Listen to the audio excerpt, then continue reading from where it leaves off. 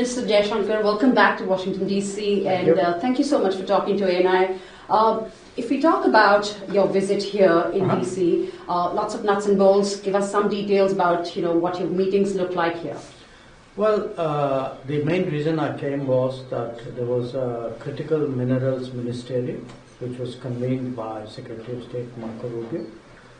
There were a number of countries, I think about 50 odd countries which were here. So that meeting took place today. In fact, it's still going on. I took a break from that. That was the principal reason. It was a very good discussion. Critical minerals is a very important subject. The US has been a partner for some years. Today they launched a new initiative called Forge, which we have supported. It's a kind of successor to the Mineral Security Partnership. So I think overall, to me it was a good meeting, very productive, very outcome oriented, very business-like, and that was the core reason I came. But obviously, if you're coming to Washington, you do a lot of other things. So yesterday I did my bilaterals with Secretary Rubio. I also had a meeting with the Treasury Secretary, Scott Bessent. And today, because a number of other foreign ministers are here, there were a whole lot of pull-asides. Sort of you stand there like you and I are standing and sort of catch up with where the relationship is. So it's been a very useful 2 days. Probably when you were en route to DC, the big announcement came in, the trade deal between... Well, just as I had arrived, yeah. Right.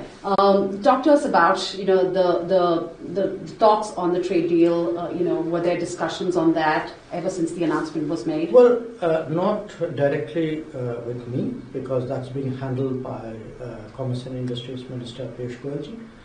So what we have is... the Prime Minister and the President had their conversation. There were some announcements which came out of it. So thereafter, I think there's a detailing of the trade negotiations, which is sort of underway as we speak. So that's really where things are. Right. Is there a timeline that we can expect anytime? It's hard for me to say because I think the Commerce Minister would know that better because he is the person who's actually engaging USTR, Jameson Green on this matter. Right. You did mention about your meeting with Secretary Rubio. Talk to us in detail about what you can share at this point, what those conversations were like.